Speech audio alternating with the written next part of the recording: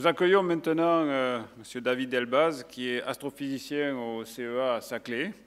Et comme vous pouvez le voir sur l'écran qui est là, il se pose une question à laquelle vous n'aviez peut-être pas songé avant d'entrer dans cet amphi, ou alors si, vous l'aviez vu forcément sur le programme. Habitons-nous un trou noir? Alors pourquoi cette question? Il va vous l'expliquer parce que moi j'en suis bien incapable. Tout ce que je sais, c'est que c'est une histoire de principe holographique dont nous avons déjà parlé dans Ciel et Espace d'ailleurs. Mais il va se faire un plaisir de vous raconter tout ça. C'est extrêmement fascinant, je peux vous le dire. Monsieur David Delbaz.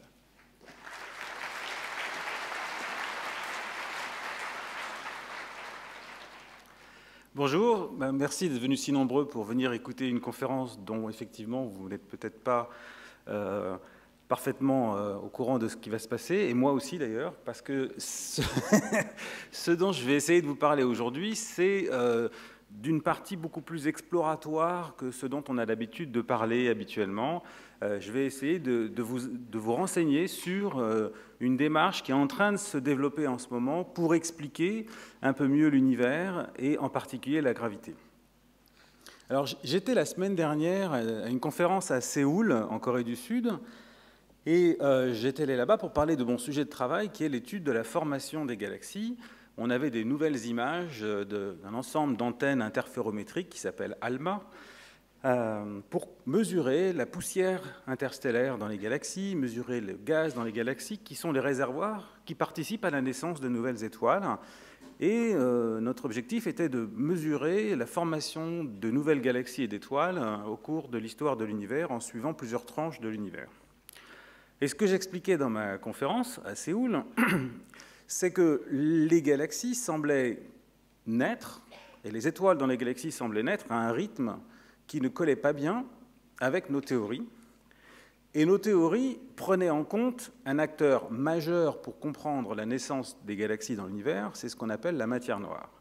Donc la matière noire, j'en dirai quelques mots, vous avez déjà dû en entendre parler, c'est une forme de matière d'origine inconnue, mais qui participerait à la gravité dans l'univers et qui serait à l'origine de la formation des galaxies.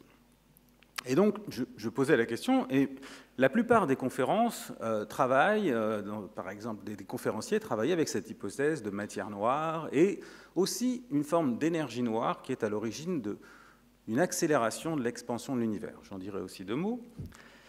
Et puis, quand on a une pause café dans ce genre de conférence, à un moment donné, on se retrouve entre nous et on se dit quand même, c'est quand même inconfortable cette histoire, parce que 95% de l'univers fait de composantes dont la nature est complètement inconnue. Il ne manquerait plus que ce ne soit pas exactement ce qu'on pense. Et en fait, tout ce qu'on vient de raconter là, ça n'a pas grand sens. Mais c'est pendant la pause café. Après, quand on retourne, on a des simulations numériques faites à l'ordinateur qui reproduisent l'univers de façon parfaite et qui sont très très belles. Et qui, bien sûr, plus c'est parfait, plus on a... parfois un peu triché. Alors je sais qu'il y a ici un de nos étudiants qui travaille sur les simulations, qui lui, ne triche pas. Mais certains collègues, eux, expliquent tout et du coup cachent un peu le problème. Et puis, en plein milieu de cette conférence, arrive quelqu'un, Maurice Van Putten, qui dit « Tiens, je voudrais vous dire une chose, c'est que dans la théorie de la relativité, il existe des horizons virtuels. Et quand on prend en compte le mouvement des horizons virtuels, eh bien, ça explique la matière noire et l'énergie noire sans faire appel à la matière noire et l'énergie noire. En d'autres termes, la gravité, si on la corrige par ces effets-là, explique tout sans qu'on ait besoin de faire appel à des nouvelles composantes. Il venait de lancer un pavé dans la mare et la réaction a été extraordinaire. Il ne s'est strictement rien passé. Personne n'a réagi. Je parle à mon collègue qui était à côté, je lui dis « Tu te rends compte, c'est quand même incroyable ce qu'il est en train de dire ?» Il me fait « Pardon, j'étais en train de lire un mail, j'étais en train de... » Donc 80% des gens dans les conférences aujourd'hui attendent leur tour, font leur talk, puis répondent à leurs emails. Et finalement, il n'a eu aucune question. Donc je suis allé déjeuner avec ce type, sachant que j'avais déjà prévu de vous parler de ça aujourd'hui, parce que ce n'est pas le seul qui parle de ça, mais je me dis « Tiens, encore un ». Et j'ai interviewé plusieurs de mes collègues théoriciens qui, chacun me dit il y a vraiment quelque chose de troublant ici. Donc je vais essayer de vous parler de cet aspect troublant des trous noirs en quelques mots. Et la première question, ça va être, habitons-nous un trou noir? Alors c'est une question un peu piège, parce que ça dépend de ce qu'on appelle un trou noir, mais ça va nous conduire à une seconde question qui est pourquoi devrions-nous nous en soucier? Et qui est justement cette question de la gravité. Alors, dès la fin du XVIIIe siècle, on a imaginé la possibilité que la masse d'un objet soit suffisamment grande pour que la vitesse qu'il faudrait avoir pour s'en libérer soit supérieure à la vitesse de la lumière. Pour sortir de l'attraction terrestre, il faut se déplacer à plus que 11,2 km par seconde. On pourrait imaginer qu'un astre soit suffisamment massif pour qu'il faille se déplacer à 300 000 km par seconde pour en sortir. À ce moment-là, la lumière ne pourrait pas en sortir et on pourrait appeler ça une étoile noire. C'était l'idée de John Mitchell et Pierre-Simon Laplace. Et puis, en 1915 est arrivée la théorie de la relativité d'Einstein, qui lui-même n'avait pas pensé au trou noir. Et Carl Schwarzschild, qui était sur le front en 1916, imagine le fait que la courbure de l'espace et du temps dans la relativité va conduire à piéger la lumière. Et c'est une autre définition du trou noir avec ce qu'on appelle un horizon. Donc, je vais vous en dire deux mots. Et la troisième date que je voudrais citer, c'est 1920, lorsque Chandrasekhar, un physicien indien, réalise que l'effondrement d'une étoile en fin de vie, typiquement plus massif que 20 fois la masse du Soleil, peut donner naissance à un trou noir. Alors, une petite remarque déjà. Ça, c'est une très très belle illustration qui représente une vue de dessus du système solaire. Vous avez le Soleil avec ses planètes. Imaginons que l'air qui se trouve dans cette pièce s'étende non seulement dans cette pièce, non seulement sur Terre, à la surface de la Terre, mais que cet air s'étende à l'ensemble du système solaire. Si l'air qui occupe cette pièce occupait l'ensemble du système solaire, le système solaire serait un trou noir. Si je pouvais claquer des doigts et faire remplir l'ensemble du système solaire d'air avec la même température, la même densité que l'air qui est ici, le système solaire serait un trou noir et vous ne pourriez plus voir le Soleil de l'extérieur. Alors bien entendu, il se passerait un effondrement de cette matière jusqu'à ce qu'elle se concentre de plus en plus. Mais au moment où je lui aurais donné naissance à ce trou noir, eh bien, il aurait cette densité de l'air avec cette capacité d'empêcher la lumière de sortir. C'est juste pour vous dire que les trous noirs ne sont pas tous des tueurs, ne sont pas tous des objets dangereux. Les trous noirs les plus grands sont des objets qui peuvent avoir une très faible densité moyenne, comme celle de l'air.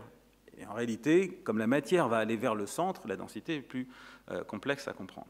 Alors maintenant, prenons la Terre et puis imaginons-la sous la forme d'un objet qui courbe l'espace, comme dans la théorie de la relativité, qui va piéger jusqu'à un certain degré les objets qui tournent autour d'elle.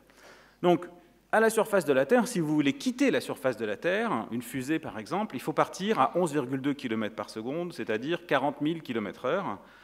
Ça veut dire qu'il faut que vous puissiez avoir la capacité de faire un tour de la Terre en 1 heure. Si vous pouvez faire un tour de la Terre en 1 heure, vous pouvez la quitter grâce à cette fameuse formule qui est ici, V égale racine carrée de 2gm sur R.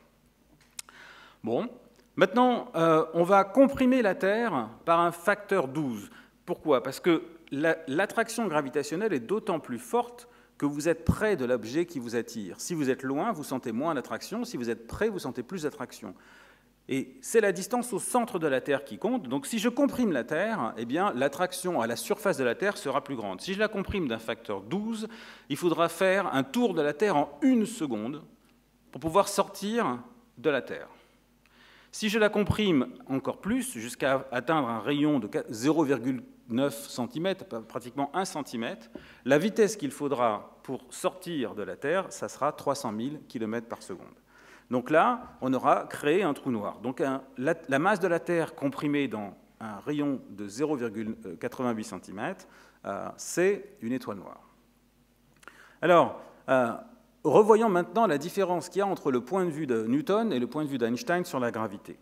Selon Newton, la gravité, c'est une force qui agit à distance d'un objet sur un autre. En d'autres termes, c'est un phénomène totalement magique, puisqu'il n'y a rien entre les deux objets, et Newton a lui-même dit « Celui qui croit qu'un objet peut attirer un autre objet à distance sans qu'il n'y ait rien entre les deux, eh bien, il doit avoir perdu la raison. » Donc, il a toujours cherché à comprendre quel était le mécanisme de la gravité. On dit que la gravité est une action à distance, on dit qu'elle est non locale. Par exemple, quand je pousse quelqu'un, localement, je l'affecte, mais imaginons maintenant que quelqu'un soit là-bas et que je fasse ce geste-là et qu'il tombe, ça serait une action non locale. Alors vous allez me dire, ça serait de la vraie magie si je pouvais faire ça. Oui, mais maintenant, si vous prenez le type, vous le mettez en haut et vous le lâchez, magiquement, il va tomber alors qu'il n'y a rien qui le touche. Donc, là, on a une action à distance. Ce qu'a fait Einstein, c'est de résoudre ce problème en disant qu'au moment où la pomme se détache de l'arbre, à l'endroit où se trouve la pomme, l'espace et le temps sont différents dans le sens où lorsqu'on mesure une longueur ou une durée à cet endroit-là, ça ne mesure pas la même longueur et la même durée qu'en bas. Et c'est ça qui fait la gravité. Ça devient une action locale.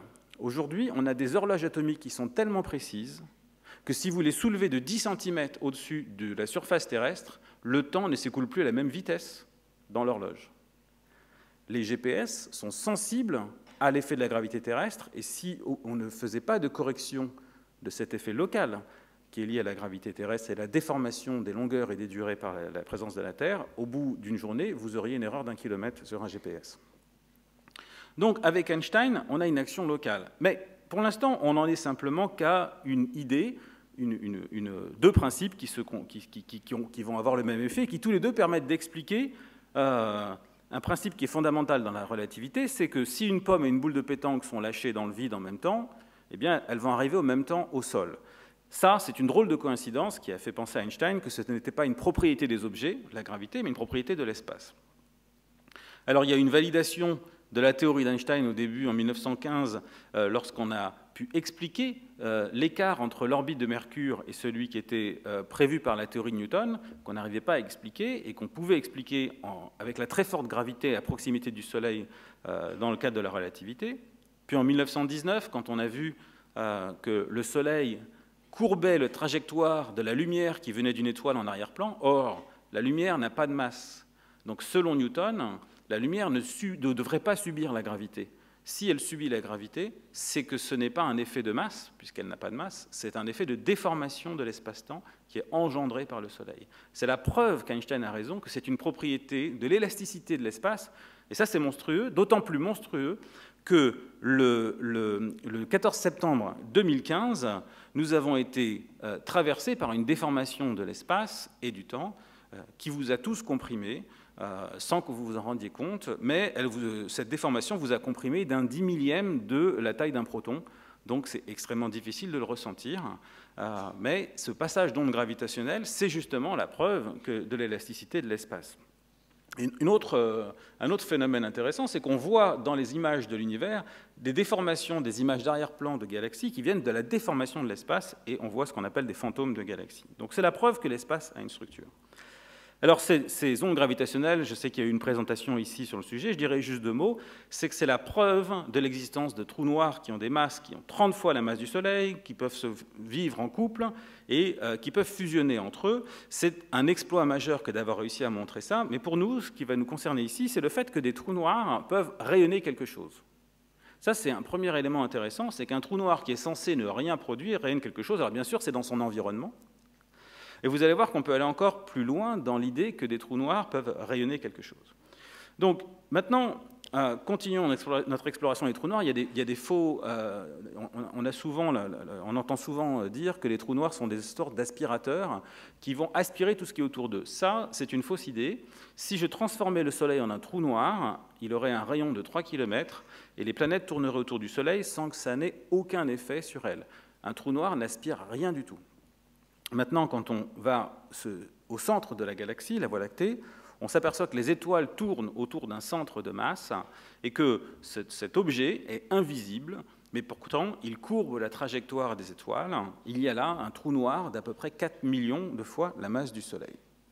Donc on voit qu'il existe des trous noirs de différentes classes. 30 masses solaires, ceux qui ont été vus pour faire qui ont fait des ondes gravitationnelles, des trous noirs de 4 millions de masses solaires, comme celui au centre de notre galaxie. Je vous donne ici 4 exemples pour vous illustrer ce qu'est la définition d'un trou noir. Un trou noir, c'est un objet dont la masse, pour un rayon donné, est soit 1 milliard de tonnes pour la taille d'un proton, donc une particule comme un proton qui serait un trou noir pèserait une gigatonne, ou bien la masse de la Terre dans un rayon de 1 cm, ou la masse du Soleil dans un rayon de 3 km, ou bien 1 milliard de fois la masse du Soleil dans le système solaire, c'est la masse qu'aurait le système solaire s'il était rempli de l'air qui occupe cette pièce aujourd'hui dont je parlais tout à l'heure. Les 3 premiers sont des tueurs. Si vous vous approchez d'eux, vous êtes spaghettifiés. Et c'est pour ça que je les ai illustrés avec un requin. Les plus gros sont comme des baleines. Ils sont beaucoup plus gros que les requins, néanmoins, ils n'ont aucun effet sur vous. C'est pourquoi, dans le film Interstellar de Christopher Nolan, les acteurs n'ont pas peur, ils n'ont pas besoin de se faire remplacer par des doublures. Ils peuvent rentrer dans le trou noir Gargantua sans danger, parce que c'est un trou noir extrêmement massif, et donc il n'y a aucun souci, pas eu de problème. Alors, sur Terre, la gravité vous attire avec une accélération qui fait que vous allez prendre une vitesse d'à peu près 10 mètres par seconde à chaque seconde, ou 35 km/h à chaque seconde. Donc si vous sautez d'un pont, plus ça va durer longtemps, plus vous allez arriver à une vitesse importante, ça va faire mal. Alors la différence d'accélération entre votre tête et vos pieds, c'est ce qu'on appelle un effet de marée, c'est-à-dire que vos pieds subissent une attraction différente de votre terre et vous allez être étiré. Mais sur Terre, cet effet-là est négligeable. Pour que vous, on va dire qu'il y a une certaine taille, une certaine gravité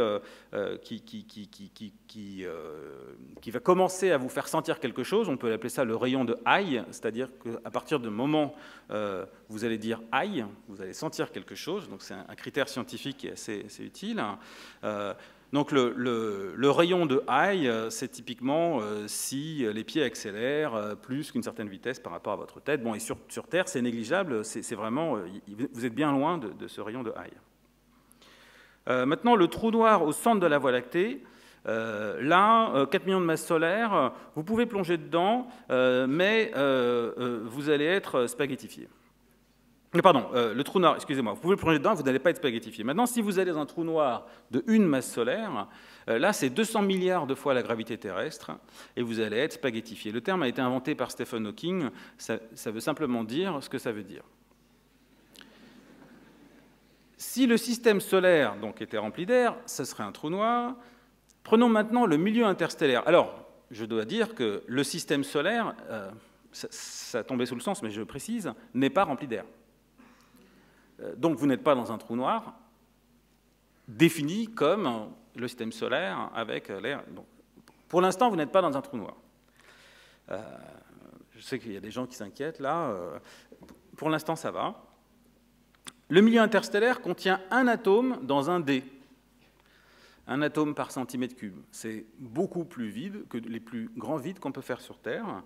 Si le milieu interstellaire, c'est-à-dire la matière qui s'étale entre les étoiles dans notre galaxie, la Voie lactée, si ça s'étendait sur 300 fois la Voie lactée, c'est-à-dire 30 millions d'années-lumière, alors ça ferait un trou noir.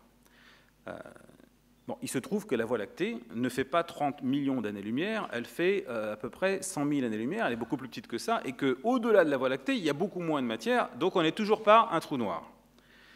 Si maintenant on sort de la Voie lactée, et on commence à regarder ce qui se passe au-delà de la Voie lactée, là, on est dans un espace quasi vide, qui est l'espace intergalactique.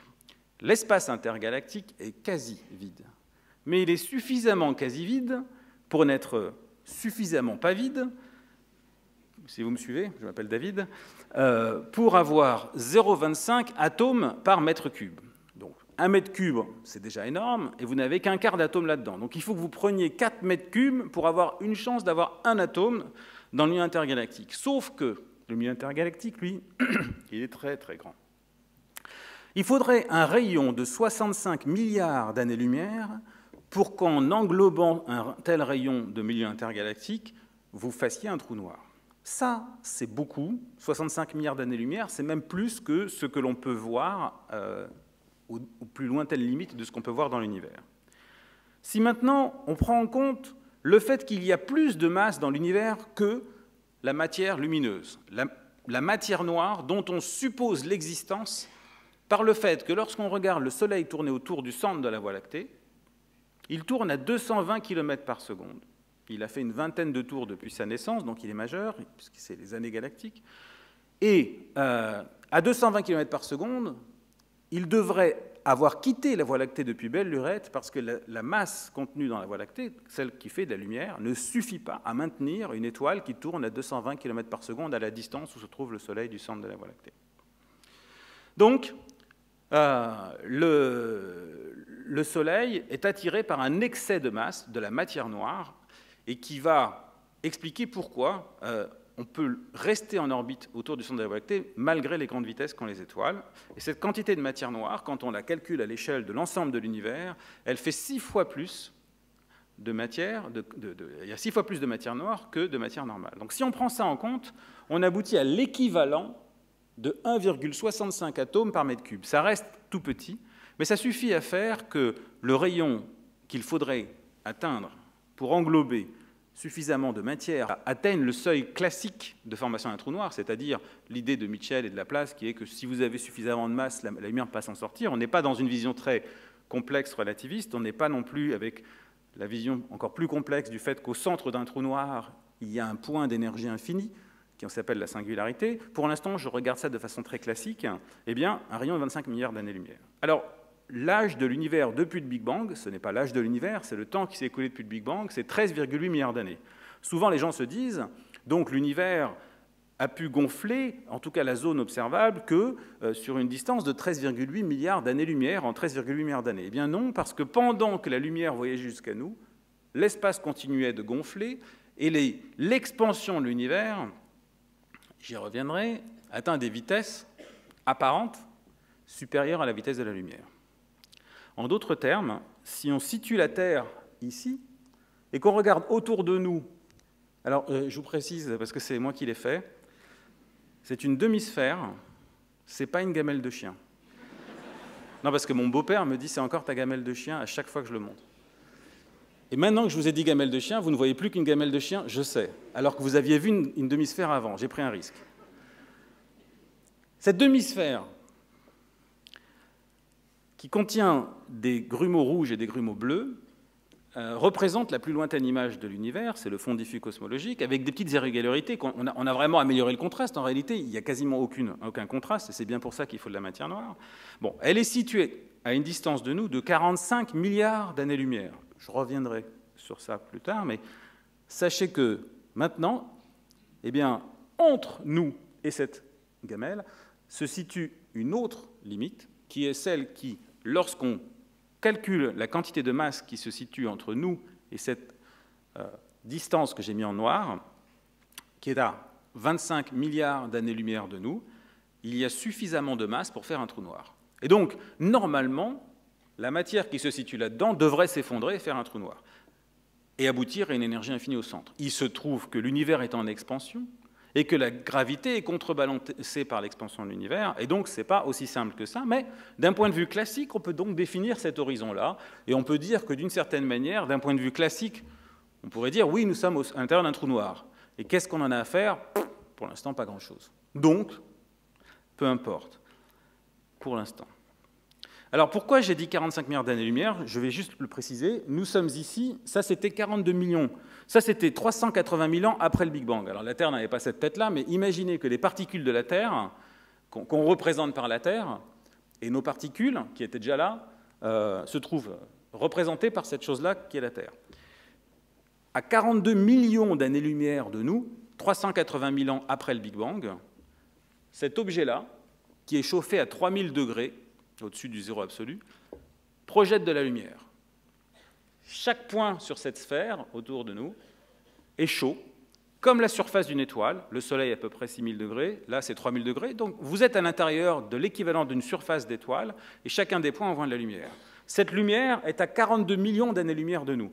Mais pendant qu'elle voyage pour venir à nous, l'univers s'étend, et donc les distances grandissent. Et au final, le moment où elle nous arrive ici, eh bien, c'est 13,8 milliards d'années plus tard, et la source de lumière qui nous a envoyé cette lumière, elle se trouve au moment où on reçoit la lumière à 45 milliards d'années-lumière. Donc tout ça, c'est pour vous dire que la sphère qui correspond à une époque reculée dans le passé, qui remonte 13,8 milliards d'années dans le passé, est située à 45 milliards d'années-lumière de nous, et c'est elle qui nous donne cette image du fond diffus cosmologique qui contient les germes à partir desquels vont naître les étoiles et les galaxies dans l'univers. Bon, alors là, nous arrivons maintenant à la question de savoir est-ce qu'on doit se soucier de ce critère que j'ai donné, d'un horizon qui pourrait être celui d'un trou noir. Pour ça, je vais être obligé d'introduire un autre horizon qui va être celui qui va être lié à la théorie de la relativité. Et donc, je veux prendre 2 minutes pour vous rappeler qu'on mesure les distances dans l'univers à partir d'une échelle des distances cosmologiques, c'est-à-dire que pour chacune des distances, des plus proches aux plus lointaines, on utilise une technique différente. Le fait que la Terre tourne autour du Soleil fait qu'une même étoile est vue sous un angle différent au cours du temps, et donc elle fait un petit cercle. Ce cercle est tout petit. Quand Aristarque de Samos a dit que la Terre tournait autour du Soleil, on lui dit « c'est pas vrai, les étoiles ne tournent pas ». Quand Copernic a dit « la Terre tourne autour du Soleil », on lui dit « c'est pas vrai, les étoiles ne tournent pas ». Maintenant, on sait que les étoiles tournent, elles font des parallaxes, mais pour le voir, il faut un télescope, car le diamètre du petit cercle que dessine une étoile quand elle tourne, c'est l'équivalent de 1/6 de l'épaisseur d'une feuille de papier d'aluminium portée à bout de bras. Et ça, on ne peut pas le voir à l'œil nu.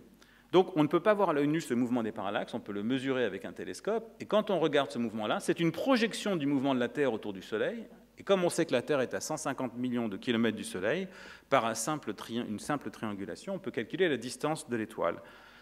Alors ça nous permet d'aller jusqu'à une certaine distance, puis on utilise les étoiles variables, dont on s'est aperçu qu'elles variaient avec un rythme qui était d'autant plus lent qu'elles étaient plus lumineuses, et donc en regardant la pulsation d'une étoile, vous pouvez savoir quelle est sa puissance lumineuse. Et donc, si elle vous apparaît faiblement brillante, c'est parce qu'elle est loin. Ça, c'est le deuxième barreau de l'échelle. Puis, le décalage vers le rouge, qui vous permet, qui vient du fait que les galaxies s'éloignent de vous d'autant plus vite qu'elles sont loin de vous. Et ici, donc en fait, ces 2 barreaux-là sont combinés. En fait, je les ai illustrés comme ça. Mais ensuite, ce sont les supernovae qui sont aussi des objets qui vont produire toujours la même quantité de lumière et qu'on peut utiliser comme chandelle standard, c'est-à-dire que si on voit qu'une supernova est 100 fois plus faible qu'une autre, c'est qu'elle est 10 fois plus loin, et donc on peut comme ça mesurer les distances.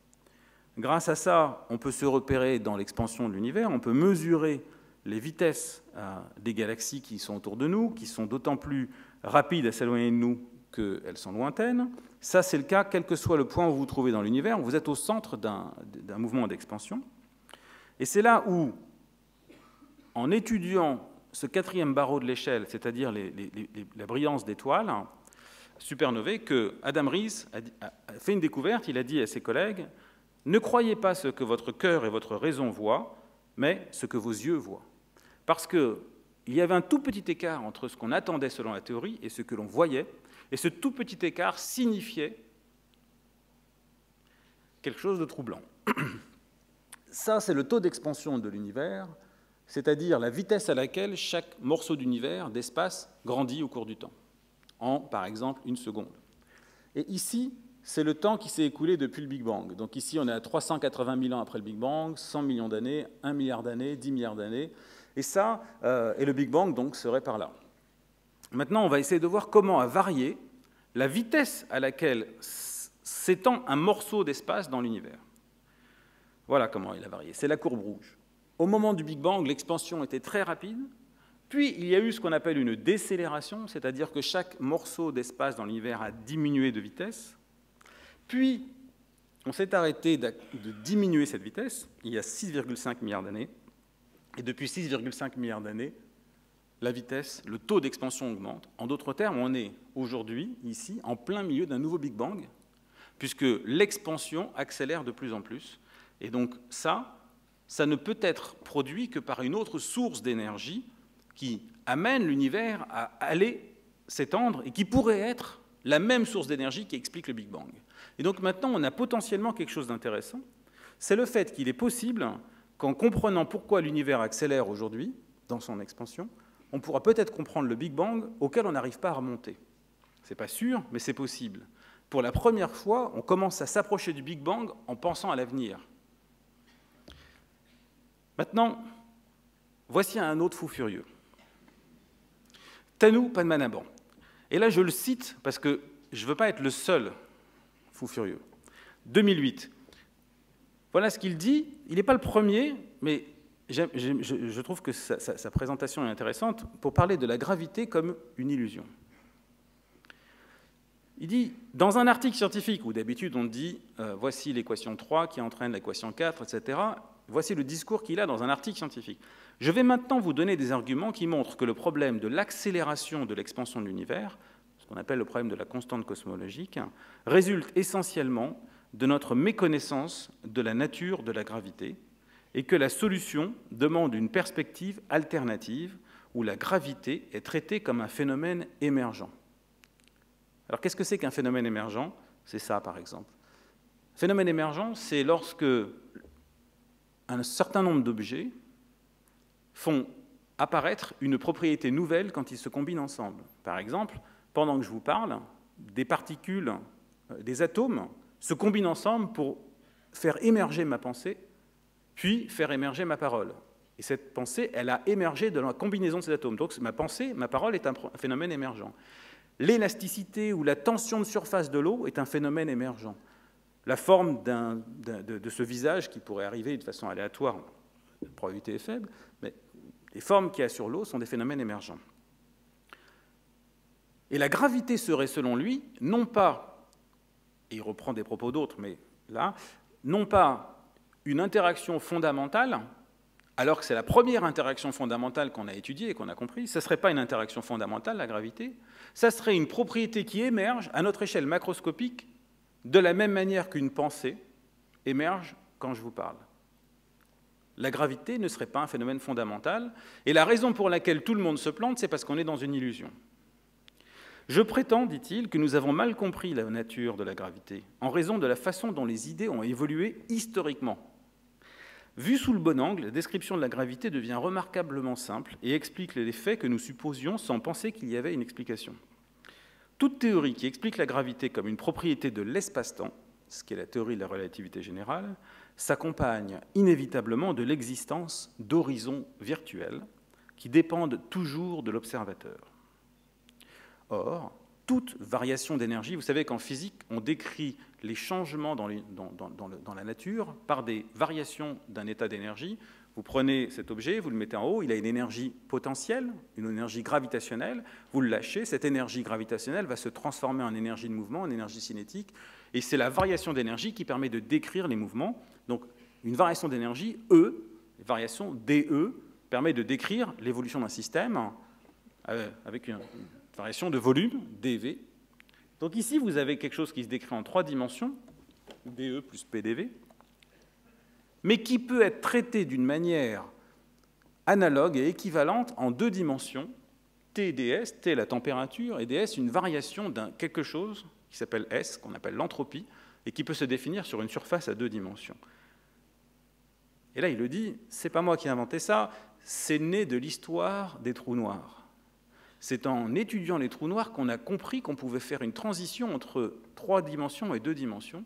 Et maintenant, je vous dis que, oubliez les trous noirs, ils ont été un tremplin pour faire émerger dans mon esprit l'idée que la gravité s'explique naturellement comme un produit d'un phénomène à 2 dimensions.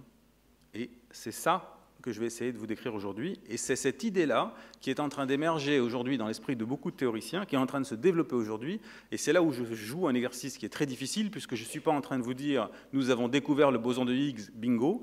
Je suis en train de vous dire « il y a quelque chose là, potentiellement, et on devrait s'en soucier ».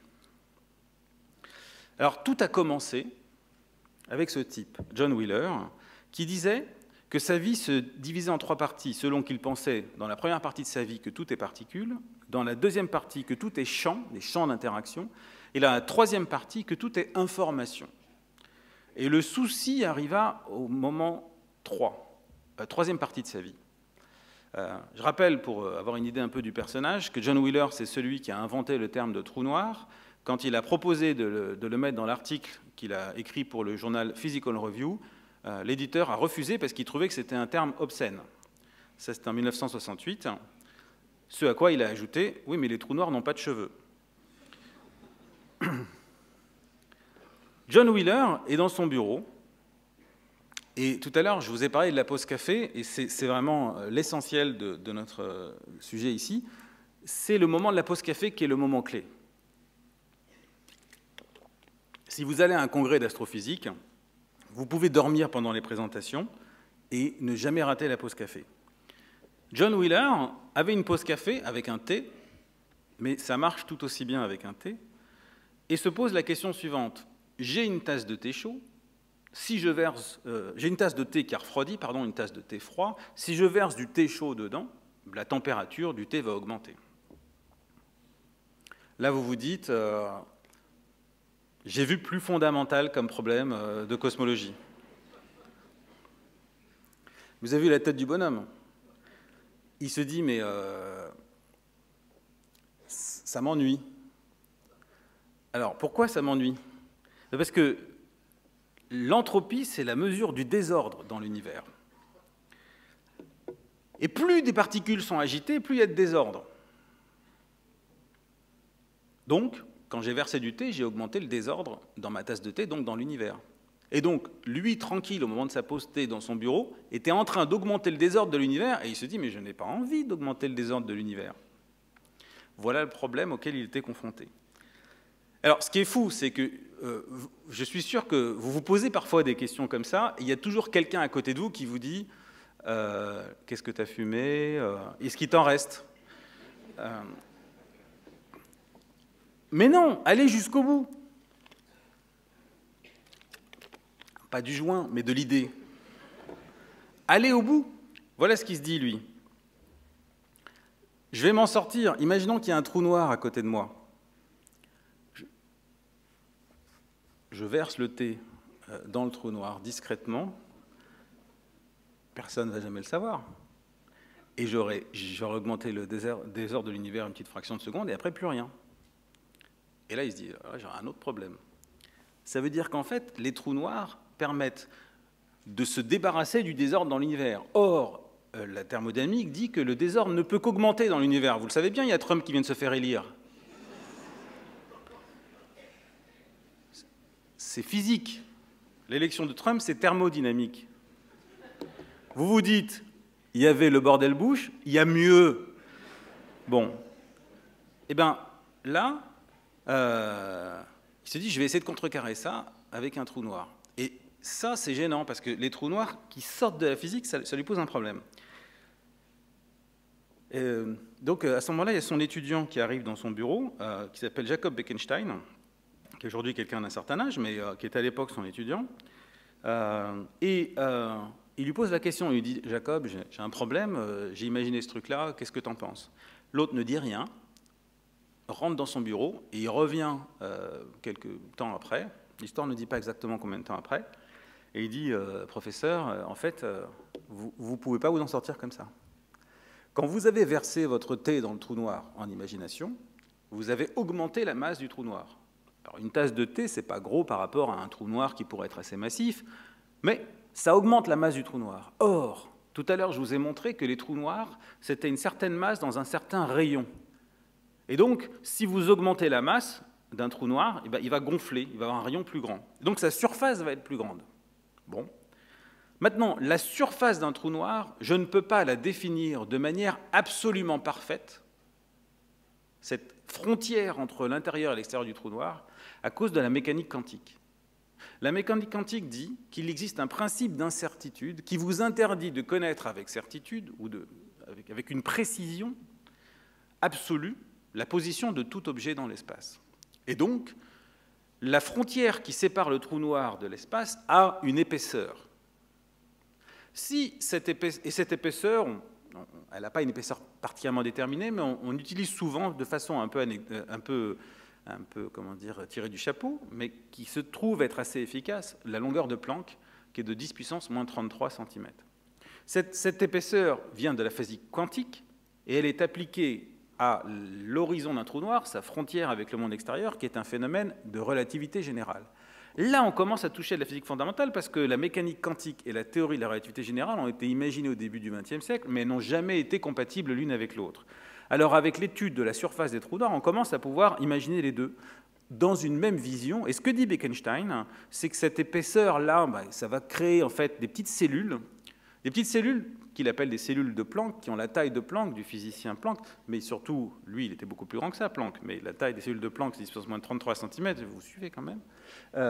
Et je peux calculer le nombre de cellules qu'il y a à la surface d'un trou noir. Or, Ludwig Boltzmann avait donné une formule qui disait que si vous avez un ensemble d'objets, vous pouvez définir le désordre que vous pouvez faire avec ces objets par le nombre d'objets. Plus, par exemple, prenez la chambre d'un enfant. S'il y a un lit et un livre, le désordre qu'il peut faire avec ça, c'est assez faible. S'il y a un lit, 100 petits soldats et un livre, il pourra faire plus de désordre. Donc plus il y a d'objets, plus le désordre peut être grand. Eh bien, on peut calculer une formule qui dépend du nombre d'objets, du logarithme du nombre d'objets, qui va vous définir la quantité de désordre, qui est l'inverse de ce qu'on appelle l'information. Quand quelque chose est bien organisé, on dit que c'est de l'information, et quand quelque chose est bordélique, on dit que c'est de l'entropie. Et on peut donc définir l'information ou le désordre, les deux sont liés ils sont l'un et l'anti-l'autre, par le nombre d'objets qui sont des petites cellules de Planck à la surface d'un trou noir. Et c'est le moment où ça devient intéressant, c'est le moment où Bekenstein montre que la quantité de T que Wheeler aurait versé dans un trou noir augmente la masse et donc le rayon et donc la surface du trou noir et donc le nombre de cellules de Planck d'une quantité qui est égale à la quantité d'informations qu'il y avait dans le T ou de désordre. En d'autres termes, rien ne se perd, rien ne se gagne, le nombre de cellules colle avec ce qui a été perdu. Et donc ça reste à la surface du trou noir. Et donc là, il lui dit, vous n'avez rien perdu. Et on définit une entropie à la surface du trou noir. Sur ce, Stephen Hawking dit, c'est complètement débile. Un trou noir, par définition, est un objet qui ne rayonne rien.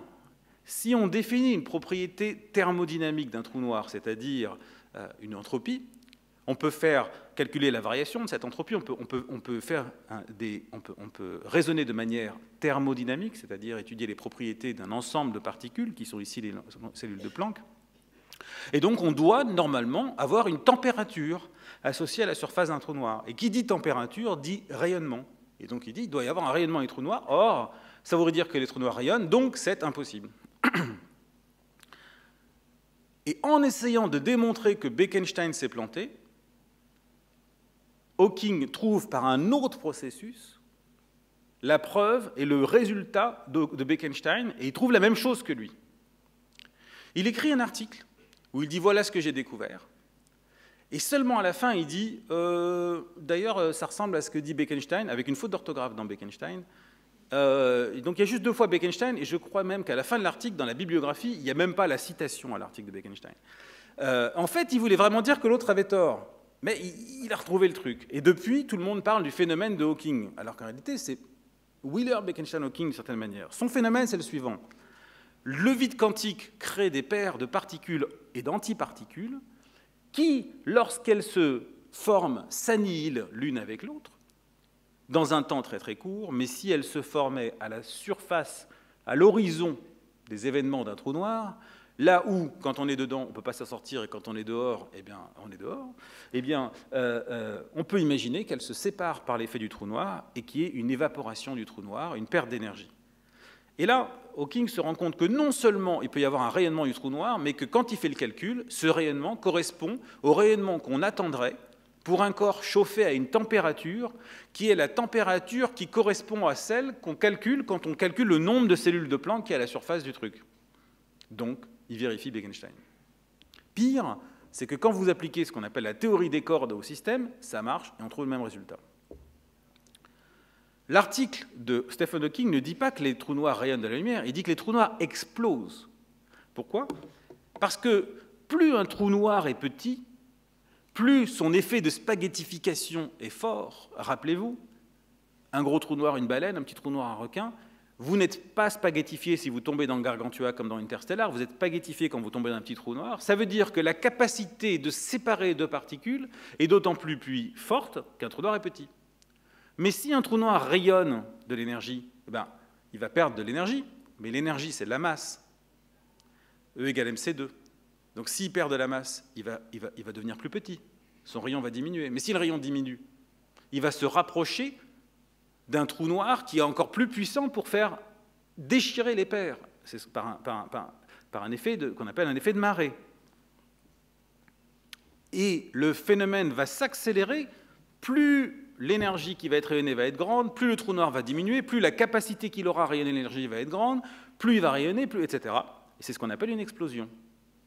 Et donc Stephen Hawking conclut en disant qu'un trou noir d'une gigatonne, c'est celui dont je parlais tout à l'heure, qui a la taille d'un proton, c'est pas un hasard, c'est le trou noir qui, s'il était né dans l'univers primordial juste après le Big Bang, exploserait maintenant. Nous sommes aujourd'hui, c'est le moment où exploserait un trou noir d'une gigatonne. Donc s'il y avait un trou noir d'une gigatonne dans cette salle, il exploserait maintenant. S'il était plus gros, il exploserait dans le futur, et s'il avait été plus petit, il aurait déjà explosé. Donc si vous aviez une grande quantité de tout petits trous noirs, ça devrait faire de l'émission gamma, il le dit, un trou noir d'une gigatonne, ce serait évaporé maintenant, et un trou noir qui explose, c'est l'équivalent d'une mégatonne de bombe H. Donc c'est énorme. Alors, dans les années 70, Wheeler, Bekenstein et Hawking sont arrivés avec ce mécanisme, et devons-nous nous en soucier? Jusque-là, pas vraiment, parce que finalement, le temps qu'il faut à un trou noir pour s'évaporer, pour la plupart des trous noirs qu'on considère, c'est énorme, à part des tout petits trous noirs, des micro-trous noirs dont on n'est pas sûr qu'ils existent. Alors, une parenthèse, c'est que les micro-trous noirs, si l'univers avait formé des micro-trous noirs d'une gigatonne comme petite fluctuation primordiale après le Big Bang, eh bien, ces petites particules qui auraient la taille d'un proton, elles auraient les propriétés parfaites pour expliquer la matière noire, et on n'aurait pas besoin de faire appel à une nouvelle forme de matière. C'est l'explication idéale. Le problème, c'est que de savoir pourquoi l'univers aurait-il fait précisément des fluctuations de masse et d'énergie qui donneraient naissance à exactement la taille d'un trou noir qui ferait que ça n'aurait pas explosé avant. Ça, on ne sait pas l'expliquer, donc pour l'instant, on se dit, c'est une drôle de coïncidence, mais puisqu'on ne sait pas ce que c'est que la matière noire, autant accepter toutes les possibilités. Mais c'est surtout dans la fin des années, au début des années 90, que le problème a été revu comme par Tamnu Padmanabhan et aussi Ted Jacobson, qui a fait ça avant lui, comme une utilisation du fait que la physique des trous noirs et de leur surface puisse être utile pour comprendre la gravité. Tout à l'heure, je vous disais, Padmanabhan dit que si une variation d'énergie peut s'expliquer de la même manière qu'une variation d'entropie à une surface, eh bien, on peut retrouver les lois de la relativité générale. C'est ça qu'ils ont montré. Et le raisonnement est le suivant. Un trou noir, ça a un horizon, ce qu'on appelle l'horizon des événements, c'est-à-dire que s'il se produit un événement à l'intérieur d'un trou noir, vous ne le saurez jamais parce que la lumière ne peut pas en sortir. Donc on appelle ça l'horizon des événements. Si maintenant vous preniez l'un d'entre nous et vous le mettiez dans une fusée qui serait en accélération constante, alors cet individu serait entouré d'un horizon analogue à l'horizon qui entoure un trou noir, un horizon des événements, qui ferait que des événements qui se produiraient dans l'univers ne lui seraient jamais perceptibles, même s'il attendait un temps éternel, infini, pour que la lumière lui arrive. Ça ne lui arriverait jamais. En d'autres termes, vous avez l'analogue d'un horizon de trou noir pour un observateur en déplacement, en accélération constante, et même cette surface qui l'entoure rayonne de la température. C'est un phénomène de température de Unruh, du nom du physicien qui a imaginé ça. Et Ted Jacobson, en premier, a pensé que finalement, je peux définir cet horizon-là de Unruh. Je peux aussi définir un horizon de Rindler. J'ai aussi l'horizon cosmologique de l'univers, l'horizon des particules. Il y a plein d'horizons, et c'est ce que je disais au début quand je citais Padmanabhan. À partir du moment où vous considérez que la gravité vient d'une affectation de l'espace-temps, comme l'a fait Einstein, à partir du moment où vous décrivez la gravité par les propriétés de l'espace et du temps, vous êtes conduit à définir des surfaces, des horizons, et vous pouvez appliquer sur ces horizons la physique qui a été appliquée sur l'horizon d'un trou noir. Et si vous le faites, vous pouvez écrire des équations de température, d'information, d'entropie, de volume, de pression, ce qu'on appelle de thermodynamique, qui permettent de retrouver les équations de la relativité générale d'Einstein. Là, le saut quantique que va faire Padmanabhan, c'est de dire c'est trop beau. C'est trop beau pour que la nature ne l'est pas fait pour que ce ne soit pas vrai. Si la nature a permis une analogie aussi parfaite, c'est que la gravité n'est rien d'autre qu'une propriété de surface liée à des horizons virtuels et à des traitements thermodynamiques. Alors, vous allez me dire, mais attendez, la gravité, on sait bien ce que c'est, on la voit tous les jours. Eh bien, la mesure de la gravité, le test de la gravité, on n'a pas pu le faire en dessous de, typiquement, 1/10 de millimètre. Il apparaît des effets de vide quantique, l'effet Casimir, etc., les interactions autres que la gravité, que l'interaction électrostatique, 10 puissance 36 fois plus forte, font qu'on n'a pas testé la gravité à l'échelle élémentaire. En d'autres termes, aujourd'hui, on ne sait pas si la gravité existe à l'échelle d'une particule élémentaire. C'est ça l'idée d'une gravité émergente. La gravité émerge de la même manière qu'une de mes pensées n'existe pas dans chacun de mes atomes, mais elle n'existe que quand un grand nombre d'atomes se mettent en molécules, que ces molécules interagissent, etc., font du courant électrique, des axones, etc., et qu'ensemble vont aboutir à l'émergence d'une pensée. De la même manière, si vous regardez un atome, eh bien, vous ne trouvez pas de gravité. La gravité ne va émerger que de la combinaison d'un grand nombre de particules qui, ensemble, vont générer un horizon virtuel il me reste encore un quart d'heure, ça ? 10 minutes ? 10 minutes, un quart d'heure. C'est relatif, de toute façon, donc je m'en sors.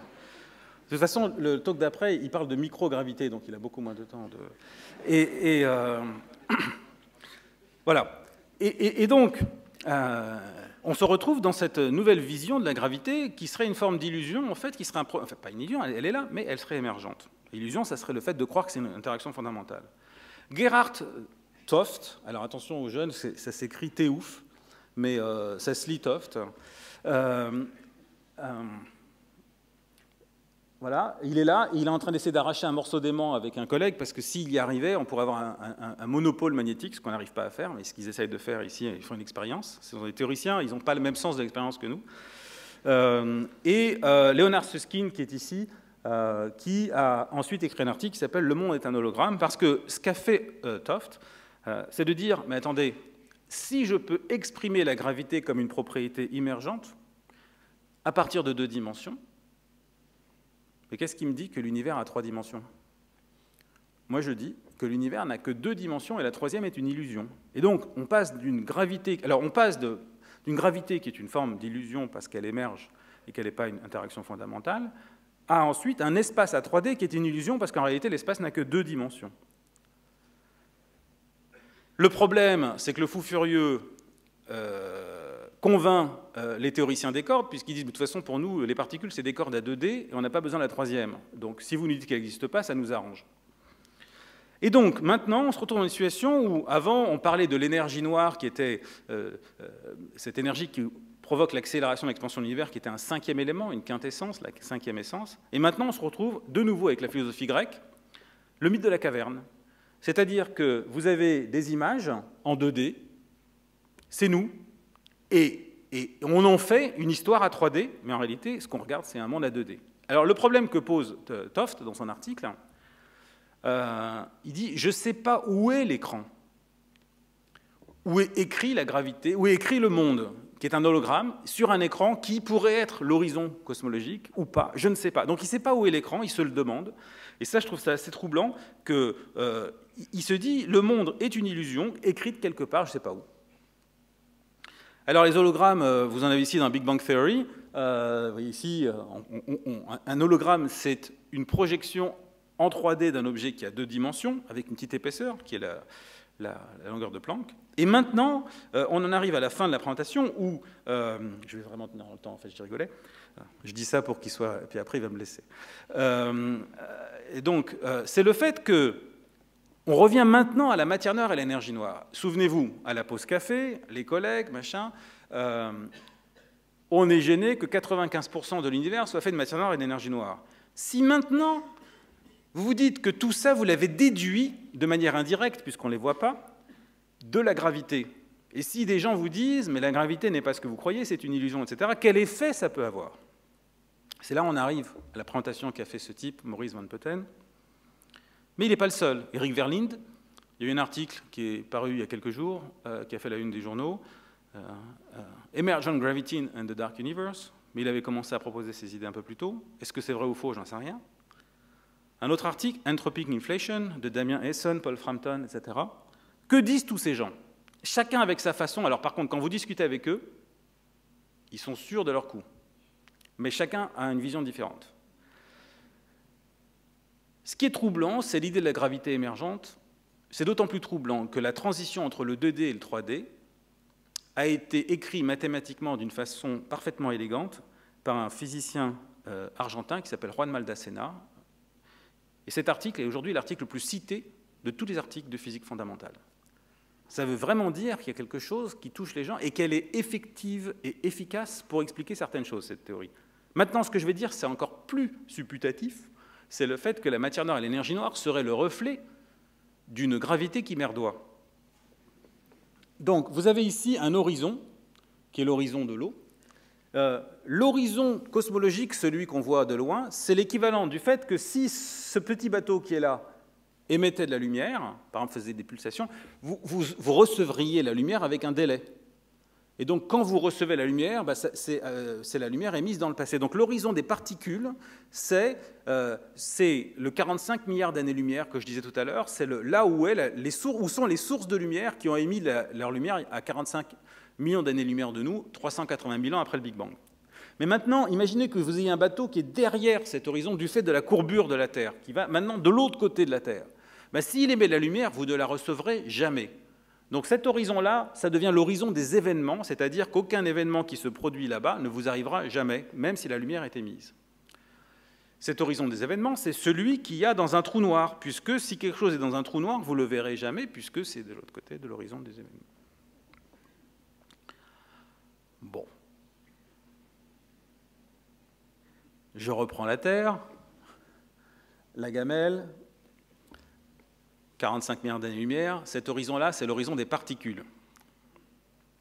Maintenant, je vais vous montrer une courbe. Ça, c'est la vitesse dite de récession, c'est-à-dire la vitesse à laquelle semble s'éloigner de nous une galaxie du fait que chaque morceau d'univers grandit avec la vitesse que je vous ai montrée tout à l'heure, qui a d'abord décéléré, puis augmenté. Le fait qu'elle se soit mise à augmenter cette vitesse, le fait que l'accélération de l'expansion de l'univers ait eu lieu il y a 6,5 milliards d'années, ça vous fout une de ces merdes. En gros, la vitesse est ici, le décalage vers le rouge est ici. Eh bien, à cette distance-là, les galaxies s'éloignent de nous plus vite que la lumière. C'est-à-dire que vous avez un horizon des événements qui est situé ici, c'est-à-dire à une certaine distance de nous, qui est de 15 milliards d'années-lumière de nous, plus 25 mais 15. Et s'il se produit un événement 15 milliards d'années-lumière de nous plus loin, ou à 16,5 milliards d'années de nous, cet événement, une explosion d'étoiles par exemple, vous ne le verrez jamais, même en attendant un temps éternel. Et là, vous vous retrouvez avec l'horizon d'un trou noir autour de nous. Et alors là, vous allez dire, alors on est bien dans un trou noir.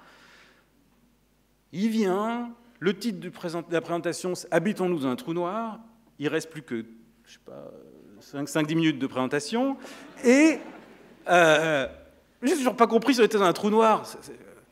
Mais non, ce n'est pas le sujet. Le sujet, c'est la phrase d'après. Pourquoi devrions-nous nous en soucier?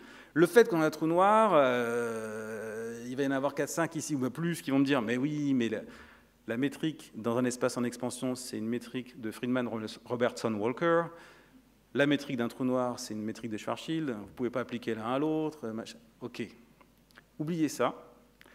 Vous avez un horizon, vous avez une surface virtuelle et qui bouge. Or, si vous avez un TDS, c'est-à-dire un horizon qui bouge, vous créez un changement d'énergie, vous créez des choses. Et ce que disent ces auteurs, c'est que ce que vous créez, c'est une force qui est exactement celle qui est nécessaire pour provoquer l'accélération de l'expansion de l'univers, et donc vous n'avez plus besoin de faire appel à une nouvelle forme d'énergie, et que vous modifiez la gravité à l'intérieur des galaxies de sorte à ce que vous expliquiez pourquoi le Soleil tourne à 220 km par seconde autour du centre de la galaxie sans en sortir, par un effet qui vient de 15 milliards d'années-lumière de nous, qui est cet horizon-là, parce que la gravité est affectée par des effets de surface dans cette vision. J'ai fini, et voici ma conclusion. On est, quoi qu'il arrive, dans une révolution, Parce que si on trouve des particules de matière noire, il faudra expliquer leur nature. Si elles n'existent pas, encore mieux. Nouvelle physique, 5e élément, ou bien mythe de la caverne, comme je le disais. Il y a quelque chose de fondamental qui est en train de se faire. Ce dont je vous ai parlé là, l'idée de la troisième dimension, ce mythe de la caverne de Platon, c'est ce que j'appelle dans mon bouquin qui est ici, et là je fais la pub pour que vous veniez me voir tout à l'heure, parce que je vais faire des signatures, j'ai pris une encre bleue qui glisse bien. Dans ce livre magnifique qui est ici, je disais-je, ce que je viens de vous dire, c'est le 4e type d'illusion. Je décris 5 types d'illusions cosmiques pour essayer de résoudre le problème dans lequel nous sommes aujourd'hui. Je vous laisse découvrir les autres. Merci.